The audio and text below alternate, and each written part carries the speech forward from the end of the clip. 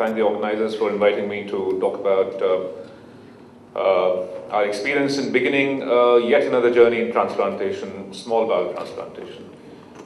Incidentally, it's exactly 1 year since we did India's first successful small bowel transplant, 30th of November last year, and the patient is doing well. This journey has begun very late in comparison to some centers abroad, and the challenges have been basically that the general awareness of intestinal failure and the fact that intestinal transplant is one of the options, or for that matter even before that, TPN can be managed on patients for years, is lacking. So there's low awareness among surgeons who do this, massive bowel resection on patients, among deceased donor retrieval centers, that there is something like an intestinal graft, and of course public, especially in centers where most of these massive resections are done. Ideal deceased donors are rare, and I'll just tell you what an ideal deceased donor is. Of course, surgical expertise may also be lacking because it's a rare field, and there is a logistic issue of getting the multidisciplinary team together. Then, of course, the fact that generally intestinal transplantation is less successful than the other kinds of transplant, and that hasn't helped because there is a kind of a mental block in everybody's mind that this is not a kind of transplant that is successful. In the best of centers, now one is getting about 50 to 55% 5-year survival in adults and about 10% more in children. As far as India is concerned, it is my estimate, with the limited experience we have, that the cost of TPN for 2 years and a straightforward intestinal transplant cost upward of 50 lakhs.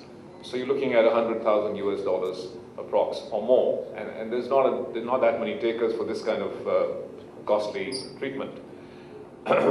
Of course, there are infective issues everywhere in the world with intestinal transplantation, but especially in India, where we believe that in modern tertiary care hospitals, more than 60% of the microbial isolates are actually gram-negative beta-lactamase producing organisms which are multi-drug resistant, and therefore it's a huge issue.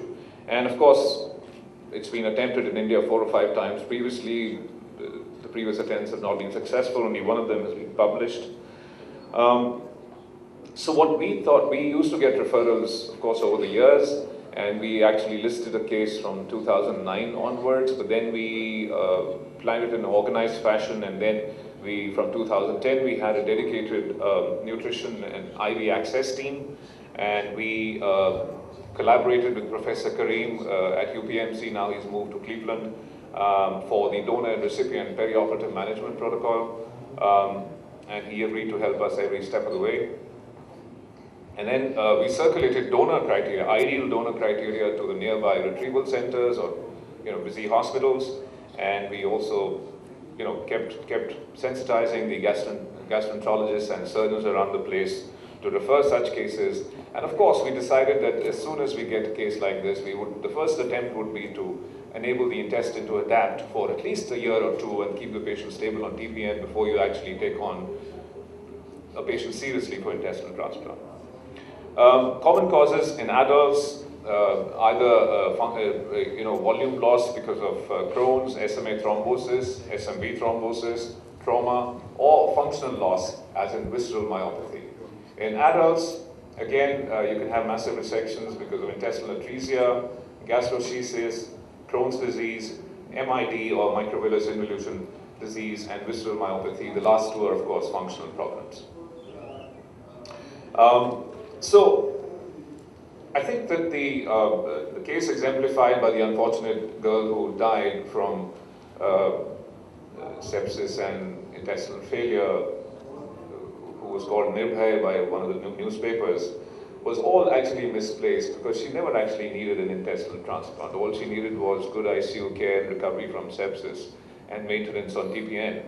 And that is also the feeling of the international community, in the sense that whenever a patient has massive bowel resection, has intestinal failure, they should be managed first with good ICU care, sepsis should be corrected, bowel continuity should be restored, they should be maintained on TPN, and if they don't do well on TPN, only then are they candidates for intestinal transplant, and this period may be 1 year, 2 years, even 3 years.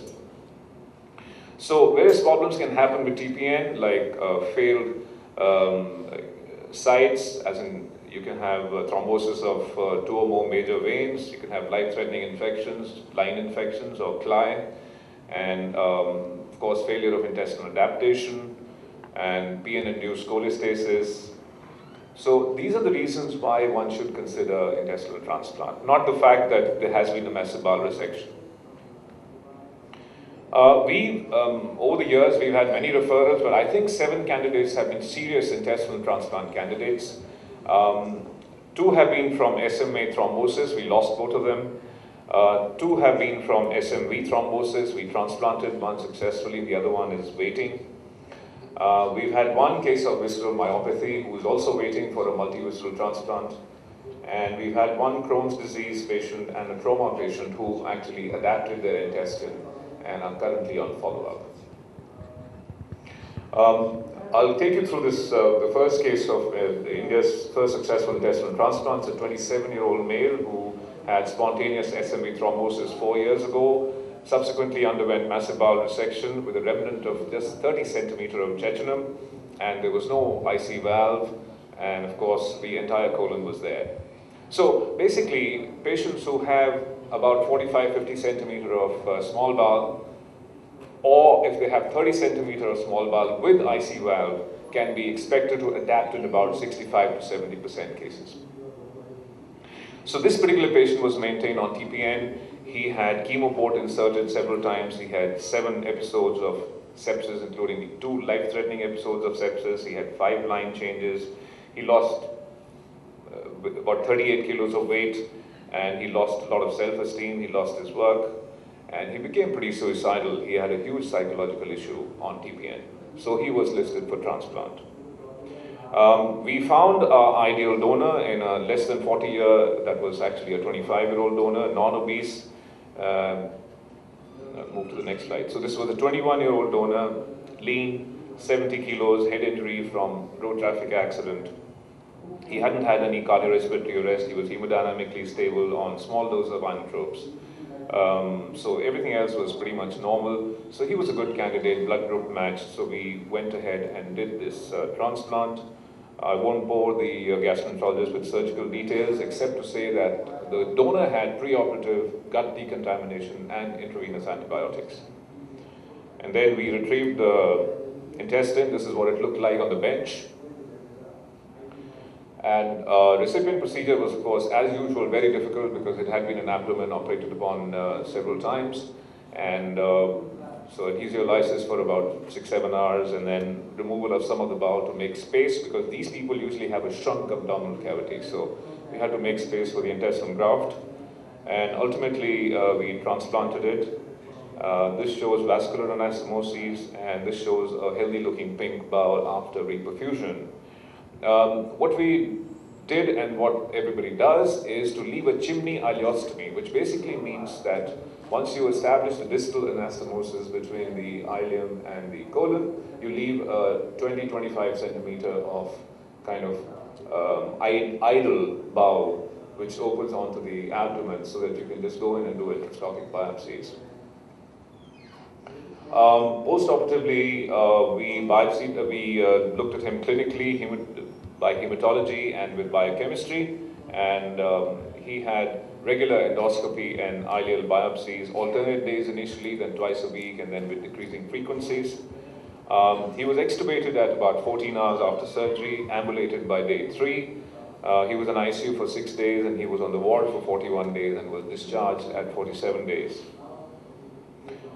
He had, of course, intravenous antibiotics, gut decontamination, immunosuppression, which was induced with antithymocyte globulin, and he had a dual drug immunosuppression regimen with tacrolimus and steroids. So initially he had PN and IV fluids, and then subsequently the IV fluids carried on till about 6 weeks, the PN carried on till about 3 weeks. The nasojejunal feeding was started at about 15 days time, and oral feeding was started about 21 days time, and by about 45 days he was totally on oral feeds without any support. He had 2 episodes of acute rejection. which we diagnose by typically epithelial apoptotic bodies in crypts and disturbance of architecture and lamina propria inflammation and ulceration. So they're graded appropriately according to pre-existing standards. Day 14 and day 24, he had 2 episodes of rejection, which were biopsy proven, which were also accompanied by nearly life-threatening sepsis, but then eventually he came out with IV antibiotics and in the first case ATG, in the second case bolus steroids. We also monitored CD3 counts because after giving ATG, you expect the CD3 to drop to less than 10. And we found that as soon as the CD3 went up, he actually had these 2 episodes of rejection. He also had 2 other septic episodes, day 22 and 36. He had chylous ascites for about 2.5 weeks at about 2 months' time, which was managed with TPN and MCT diet. He had subacute obstruction, an attack of gastroenteritis, another attack of sepsis. So, and this would, mind you, be considered fairly normal course for an intestinal transplant patient. Anyway, now he's well exactly at 1 year out, living a normal life, gained about 21 kilos. So we have been able to successfully launch intestinal transplant in India. It's important to select a lean, young, stable donor. It's important to select your recipient well, who has been given ample trial of TPN.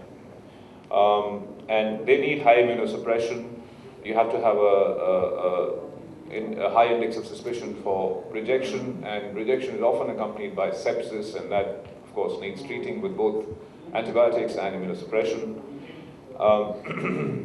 I'll spend 2 minutes, if I might, on telling you a little bit about the scene, intestinal transplant scene across the world. And I've got this data from David Grant, actually, in Canada. So this is 2013 data, and they've labeled SBT as small bowel transplant alone, and then liver small bowel modified, and so on. They have definitions. Total number of transplants done in the world are about 3,000, and in about 80 centers, of which 46 centers are active. Small bowel alone is approximately half the patients, and the rest is small bowel, liver, and multivisceral. Currently, about 45% of the patients are surviving.